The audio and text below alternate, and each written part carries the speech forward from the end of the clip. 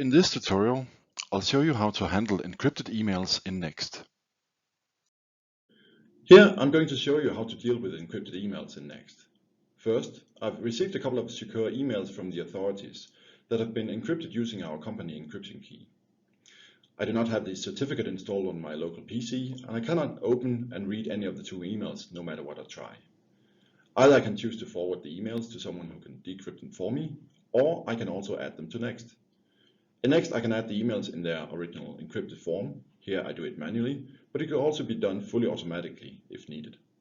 When having added the email, Next automatically starts a processing task based on a classification rule, in this case the sender address, where I know that this sender is using our company public key for encrypting their emails. The corporate certificate has been configured in Next so that all emails encrypted with this key can automatically be decrypted. And here is the email in clear text format, automatically decrypted by Next. In the background, we of course also keep a copy of the original encrypted email.